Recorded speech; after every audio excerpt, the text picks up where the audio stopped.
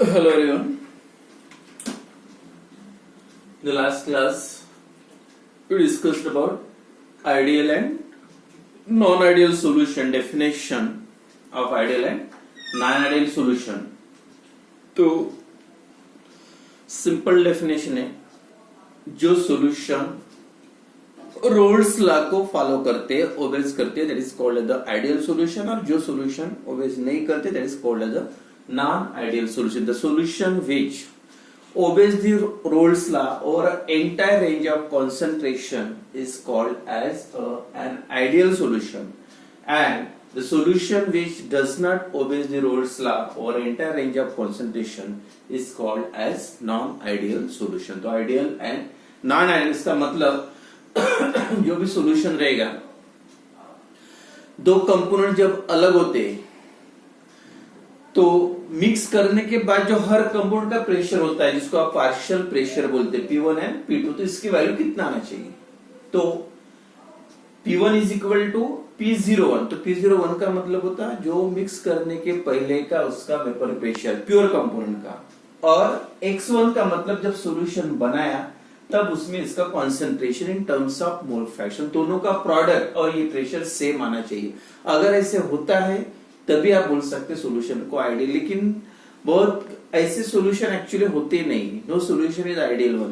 That solution, some solution behaves as an ideal solution. कुछ solution ideal nature show करते, लेकिन perfectly कोई भी सॉल्यूशन आइडियल होता ही नहीं है. तो ये जो प्रोडक्ट कभी सेम होता है, तो ज्यादा आएगा जितना ये कैलकुलेशन और ये प्रैक्टिकली करके देखो, और कैलकुलेशन के हिसाब से, कैलकुलेशन कौन से बेसिस पे कर रहे हैं, मिक्स करने के बाद उसका वेपर प्रेशर कितना था और उसके सॉल्यूशन उसका कंसंट्रेशन कितना है, उसका प्रोडक्ट लेके आप प्रेशर कंसीडर करिए. लेकिन एक्चुअली यहाँ का प्रेशर मेजर करोगे तो एग्जैक्टली उतना ही नहीं, तो बहुत कम होते या रेयर होते ideal solution. But no solution is an ideal solution.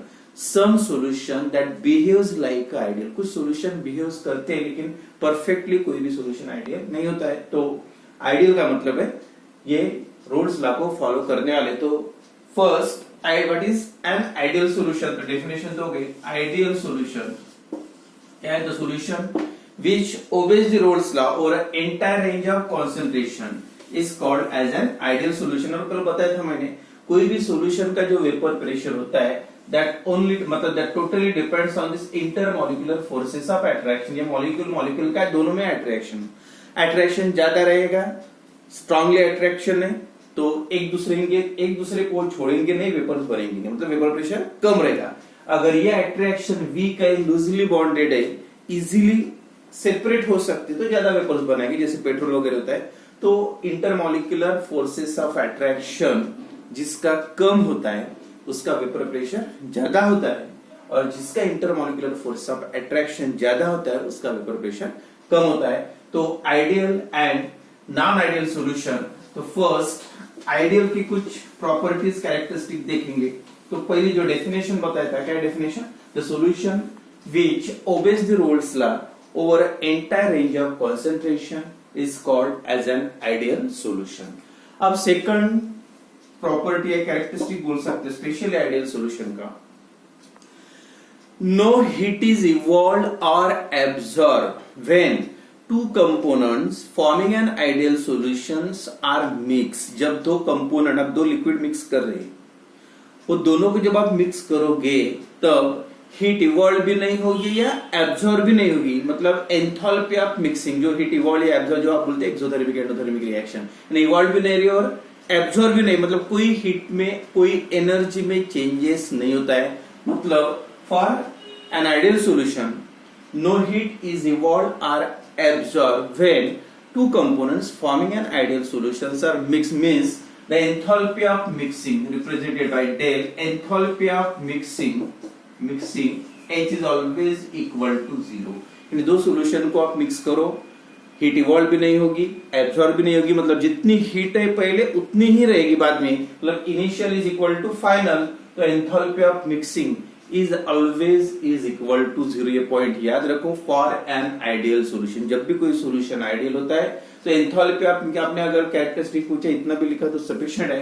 For an ideal solution enthalpy of mixing is always zero, मतलब कोई हीट इवॉल्व नहीं होगी, दो सॉल्यूशन मिक्स करने के बाद कोई हीट एब्जॉर्ब नहीं होगी। Then third point, then no volume change, there is no volume change when again same two component forming an ideal solutions are mixed. जब दो सॉल्यूशन आप मिक्स करोगे तो सॉल्यूशन का वॉल्यूम भी चेंज नहीं होगा, मतलब total volume of solution is equal to sum of the volume of pure component. जो आप दो लिक्विड, जैसे एक सॉल्यूशन बनाए 10 ml, एक लिक्विड, दूसरा एक लिक्विड भी कितना लिया 10 ml, और दोनों को आपने मिक्स कर दिया और सॉल्यूशन बना। अगर ये आइडियल सॉल्यूशन है तो, अगर ये आइडियल सॉल्यूशन है तो एग्जैक्टली इसका वॉल्यूम कितना आना चाहिए 20 ml आना चाहिए, 10 + 10, यानी दोनों की टोटल करोगे तो सॉल्यूशन का जो वॉल्यूम आएगा, मतलब total volume of ideal solution is equal to sum of the volume of component. Pure component का जितना वॉल्यूम है 10 + 10 20 और ये 20, तो ये वॉल्यूम यानी मिक्स करने के बाद वॉल्यूम कम ज्यादा नहीं होना चाहिए, मतलब no change of volume when two component forming an ideal solutions are mixed. जब दो solution ideal component ideal solution form करते, उनको मिक्सिंग के बाद उसका वॉल्यूम में चेंजेस नहीं आएंगे। तो यहाँ पे दूसरा थर्ड पॉइंट याद रखना है, डेल वी मतलब वॉल्यूम चेंज, ये energy change, enthalpy change is equal to 0। Del V of mixing मतलब volume of mixing is always equal to 0, मतलब कोई भी वॉल्यूम इंक्रीज नहीं होगा, डिक्रीज नहीं होगा। जितना मिक्स करोगे जो मिक्सचर बनेगा उसका वॉल्यूम और दोनों की टोटल का volume is always remain same. तो क्या क्या पॉइंट हुआ, enthalpy of mixing is equal to 0, volume of mixing is equal to 0, मतलब दो सॉल्यूशन को मिक्स करोगे तो वॉल्यूम में चेंजेस नहीं आएंगे। पहले जितना वॉल्यूम था पहले इतना था, मिक्स किया 20, मतलब 20 - 20 आंसर कितना आएगा, फाइनल वॉल्यूम माइनस फाइनल ये है, फॉर एग्जांपल ये V2 कितना है 20, और ये पहले कितना था इनिशियल, और ये V1, V2 की वैल्यू 20 है और V1 की वैल्यू भी 10 + 10 20 है, तो 20 - 20 आंसर कितना आएगा 0, मतलब del V of mixing is equal to 0। यहाँ पे भी एनर्जी का भी वैसा है, पहले की एनर्जी भी जो भी रहेगी वैल्यू फिक्स वैल्यू, बाद में भी अगर एनर्जी उतनी है, जैसे पहले की एनर्जी 4 है H1 की, और H2 की वैल्यू अगर 4 ही आती है तो H2 - H1, 4 - 4 is equal to क्या आएगा 0। तो पहले जितना रहेगा बाद में भी उतना है, तो enthalpy of mixing is equal to 0, volume of mixing is equal to 0। And next property है that is the intermolecular interaction, यानी इंटरमॉलिक्यूलर फोर्स ऑफ अट्रैक्शन बोले, इंटरमॉलिक्यूलर इंटरएक्शन है, इंटरएक्शन बिटवीन। अब देखो ये दो कंपोनेंट आप मिक्स कर रहे, एक ए है दूसरा बी है, ये एक लिक्विड ये दूसरा लिक्विड, तो ये प्योर लिक्विड रहेगा तो अट्रैक्शन इंटरमॉलिक्यूलर जो अट्रैक्शन होता है किसमें होता है ए, इसमें बी मिक्स करने के पहले प्योर का, लेकिन मिक्सिंग के बाद क्या बच जाता है, ए और बी में भी अट्रैक्शन फॉर्म हो जाता है। अब ये मिक्सचर का है, ये अलग लिक्विड था, ए में अट्रैक्शन था, ये अलग था, बी में अट्रैक्शन था, लेकिन मिक्स करने के बाद ये सपोज सोल्यूट है, कोई भी एग्जांपल ले सकते हो, ये सॉल्वेंट है और ये सॉल्यूशन है।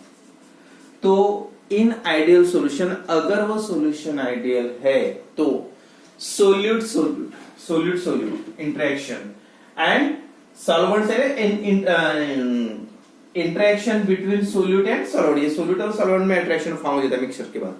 The interaction between solute solvent is comparable with that of solute and solvent, यानी जो दोनों में अट्रैक्शन रहेगा सोल्यूट सॉल्वेंट का, उतना ही अट्रैक्शन रहेगा जब मिक्स करने के बाद। और मिक्स करने के बाद कौन सा अट्रैक्शन आ जाता है, सोल्यूट एंड सॉल्वेंट का। मतलब दिस फोर्सेस आर इक्वल, मतलब इक्वल बोल सकते हैं, नियरली सेम बोल सकते हैं। तो ये अट्रैक्शन, अब ये अट्रैक्शन अगर सेम रहता है तो वेपर प्रेशर में भी कोई चेंजेस नहीं आएंगे, जो कैलकुलेशन से आएगा वही आंसर आपका इसका आएगा।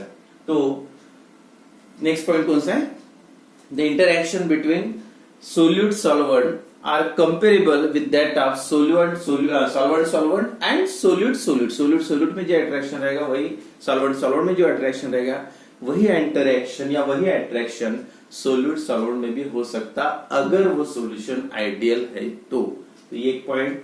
Enthalpy of mixing 0, mixing of volume 0 and interaction same होते हैं, सोल्यूट सोल्यूट के, सॉल्वेंट सॉल्वेंट के, और सॉल्यूशन मतलब सॉल्वेंट सोल्यूशन सोल्यूट के। तो and last the vapour pressure of N ideal solution, vapour pressure of N ideal solution, दो compound आपने मिक्स किए, यहाँ पे मतलब सॉल्यूशन का जो भी वेपर प्रेशर रहेगा that is intermediate, means lies between, always lies between the vapour pressure of pure component, मतलब बीच में दोनों के, ज्यादा भी नहीं होगा और कम भी नहीं, मतलब जो इंटरमीडिएट मिक्सिंग के बाद जो आएगा वही प्रेशर आएगा। तो vapour pressure of N ideal solution is always lies between the vapour pressure of pure component, pure component मतलब मिक्सिंग के पहले के, तो प्योर कंपोनेंट का जितना वेपर प्रेशर रहेगा उसके बीच में जो वैल्यू आएगी, किसके जैसे आप एवरेज बोल सकते हैं, इसका 10 है, इस एक कंपोनेंट दूसरे का 11 है, और मिक्सिंग के बाद क्या आएगा 10 + 11 डिवाइड बाय 2, एवरेज जो मिलेगी वही वैल्यू आपकी सॉल्यूशन के वेपर प्रेशर की भी आएगी। तो 2-3 पॉइंट्स इंपॉर्टेंट है आइडियल सॉल्यूशन। पहले एक बार definition, the solution which obeys the Rolle's law over entire range of concentration is called as an ideal solution. For ideal solution, enthalpy of mixing is equal to 0, enthalpy of volume of mixing is equal to 0, interaction जो होते हैं वो solution के और solute solvent के भी same होते हैं, और दूसरा जो vapor pressure होता है solution का, ideal solution का, that lies between the vapor pressure of two different pure component का vapor pressure और इसका बीच में होता है दोनों का। तो ये है आइडियल सॉल्यूशन। और उसके बाद जो नॉन आइडियल सॉल्यूशन, डेफिनेशन पूरा उसका अपोजिट बोल सकते हैं, the solution which does not obey the Raoult's law over a entire range of concentration is called as an non ideal solution. तो नॉन आइडियल सॉल्यूशन, इसमें तो ये होता है नॉन डेल्टा मिक्सिंग, ये पॉइंट लिखने की जरूरत नहीं, बस एक इसमें इंपॉर्टेंट डेफिनेशन, और दूसरा जो है the vapor pressure of non-ideal solution is either greater than or lower than, एक तो ज्यादा रहेगा या कम रहेगा than that of pure component, जो प्योर उसमें सही नहीं था, इंटरमीडिएट था, lies between pure component। लेकिन नॉन आइडियल सॉल्यूशन में कैसे होता है, ये जो सॉल्यूशन का वेपर प्रेशर है, जो प्योर कंपोनेंट का वेपर प्रेशर एक तो उससे कम रहेगा या उससे ज्यादा रहेगा, तो इस टाइप के सॉल्यूशन को आपको बोलना है that is non-ideal solution, and non-ideal solution shows the two types of deviation from the Rolle's law। non-ideal solution Rolle's law से कुछ deviation मतलब उसके drawbacks है उसमें, जो इसको फॉलो नहीं करते Rolle's law को, तो कौन कौन से डेविएशन है, तो दो टाइप की डेविएशन यहाँ पे याद रखना है। ग्राफिकली, ग्राफ से क्लियर हो जाएगा, लिखना ज्यादा नहीं, बस 2-3 पॉइंट में लिख सकते। तो deviation from Rolle's law,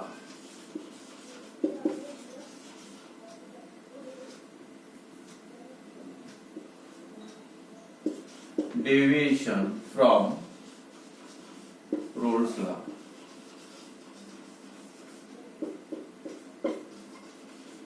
तो दो डेविएशन है, एक positive deviation from Raoult's law, और पॉजिटिव और निगेटिव का मतलब क्या होगा, जैसे सॉल्यूशन का वेपर प्रेशर दोनों से इंटरमीडिएट आना चाहिए, दोनों कंपोनेंट जो दो लिक्विड आप मिक्स कर रहे हैं, लेकिन उससे जितना आना चाहिए उससे वेपर प्रेशर ज्यादा आता है, तो समझ जाओ वो सॉल्यूशन को, वो नॉन आइडियल सॉल्यूशन को बोलना है solution which shows positive deviation from Raoult's law, मतलब जितना वेपर प्रेशर आना चाहिए उससे ज्यादा आ रहा है। दूसरा the Rolle's non-ideal solution which shows negative deviation from Rolle's law, और negative deviation का मतलब जितना वेपर प्रेशर आना चाहिए उससे अगर वैल्यू कम आते, तो फर्स्ट है positive deviation, positive deviation from Raoult's law, मतलब solution which shows positive deviation from Raoult's law. तो ग्राफ से ज्यादा क्लियर हो जाएगा। देखो दो कंपोनेंट हैं, after mixing that two components, graph same, vapour pressure against mole fraction, vapour pressure against mole fraction. Start करते हैं x1, एक कंपोनेंट का या फर्स्ट कंपोनेंट का मोल फ्रैक्शन, शुरुआत कहां से करोगे 0 से, और बढ़ते जाके ज्यादा से ज्यादा कितना होता है x1 की वैल्यू 1। अगर एक कंपोनेंट का है तो दूसरे कंपोनेंट का x2 कितना रहेगा, जब ये 0 होगा तो इसकी वैल्यू कितनी होगी 1, क्योंकि total is always x1 plus x2 is always equal to 1। अब ये क्या हो रहा है, ये इंक्रीज होते जा रहा है, ये डिक्रीज होते जा रहा है, अब यहाँ पे x2 की वैल्यू हो जाएगी 0। यानी एक बढ़ते जा, दोनों की कहीं भी टोटल करो यहाँ पे बीच में, तो टोटल कितनी 1 आना चाहिए। इसमें 0 + 1 1, 0 + 1, अगर इसका 0.8 है तो इसका कितना हो सकता है 0.2, मतलब 0.2 + 0.8 आंसर बनेगा। तो एक का मोल फ्रैक्शन बढ़ते जा रहा है, दूसरे का मोल फ्रैक्शन कम होते जा रहा है, उसके हिसाब से वेपर प्रेशर देखो। अब x1 पहले 0 है तो इसके वजह से जो वेपर प्रेशर रहेगा वो भी क्या रहेगा 0 से। अब 0 से स्टार्ट करो, धीरे धीरे पहले कंपोनेंट का वेपर प्रेशर इंक्रीज होते जा रहा है और यहाँ आके मैक्सिमम हो गया। और मैक्सिमम का मतलब क्या, x1 की वैल्यू 1 आ गई, मतलब यहाँ पे पूरा का पूरा फर्स्ट ही कंपोनेंट है, सेकंड कंपोनेंट है नहीं। x2 की वैल्यू 0 है, मतलब उसमें कंसंट्रेशन कुछ भी नहीं, तो यहाँ पे जो वेपर प्रेशर मिलेगा कौन सा रहेगा 301, फर्स्ट कंपोनेंट का, प्योर कंपोनेंट का वेपर, क्योंकि यहाँ पे सेकंड कंपोनेंट है नहीं, 0 है। अब दूसरा ग्राफ, तो इसको आप बोल सकते for partial vapour pressure of first component. अब वैसे अब सेकंड ग्राफ देखो x2 का, अब x2 का 1 है, मतलब सेकंड कंपोनेंट का मोल फ्रैक्शन 1 है, मतलब पूरा सेकंड कंपोनेंट है, तो उसका प्रेशर तो मैक्सिमम रहेगा, यहाँ पे P02 बोल सकते हैं। और जैसे धीरे धीरे आगे जाओगे तो x1 to 0 में कन्वर्ट हो रहा है, धीरे धीरे कम होते जा रहा है, और जैसे कम होगा उसका वेपर प्रेशर भी कम होते जाएगा। ये हो गया, इसको बोल सकते हैं आप P2, partial vapour pressure of second. मतलब इसका एक कंपोनेंट का मोल फ्रैक्शन कम होते जा रहा, वेपर प्रेशर भी कम होते जा रहा है, इसका मोल फ्रैक्शन बढ़ते जा रहा है, वेपर प्रेशर। और ये जो एवरेज वैल्यू रहेगी ये हो गया vapour pressure of solution, solution का वेपर प्रेशर, पूरा मिक्स सॉल्यूशन है। P1 partial vapour pressure of first component. अब ये that is this graph is for the ideal solution. अगर सॉल्यूशन आइडियल है तो इस टाइप से ग्राफ रहेगा, आपका एवरेज वेपर प्रेशर उतना आएगा सॉल्यूशन का जितना ही है। बट जो डेविएशंस है, ओरिजिनल वैल्यू ये नहीं है। अब ओरिजिनल वैल्यू रिप्रेजेंट करने के लिए मैं डॉटेड से करूंगा, ये है आइडियल बिहेवियर।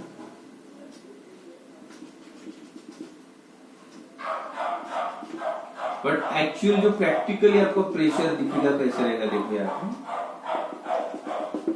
कौन से पॉजिटिव डेविएशन का मतलब ये जो इसका इतना आना चाहिए, लेकिन एक्चुअली वेपर प्रेशर इतना है, उससे ज्यादा है, देखो थोड़ा इससे ऊपर है। सेम इसका भी थोड़ा जितना आना चाहिए उससे ज्यादा आएगा, मतलब ये P2 की वैल्यू।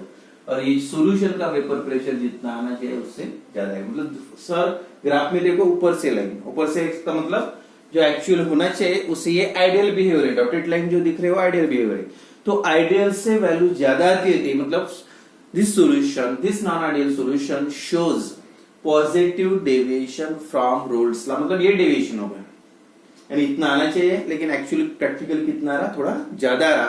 तो such solutions are the solution which shows positive deviation from Raoult's law. ऐसे क्यों होता है, देखो फॉर एग्जाम्पल अगर आप इसका लेंगे अल्कोहल, ये सॉल्यूशन है, example solution which shows positive deviation from Raoult's law, mixture of alcohol and acetone, ये एक एग्जाम्पल याद रखो, mixture of CS2 and acetone, ये दूसरा एग्जाम्पल।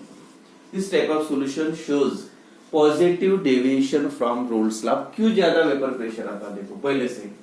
अब क्या होता है, मिक्स करने के पहले अल्कोहल में ये अट्रैक्शन होता है ROH, second molecule ROH, ethyl alcohol C3H5 लिख सकते हैं। ये जो अट्रैक्शन होता है ऑक्सीजन हाइड्रोजन बॉन्डिंग की वजह से, निगेटिव और इसमें पॉजिटिव। और एसीटोन में C+OCH3CH3 हो गई, डबल बॉन्ड OCH3।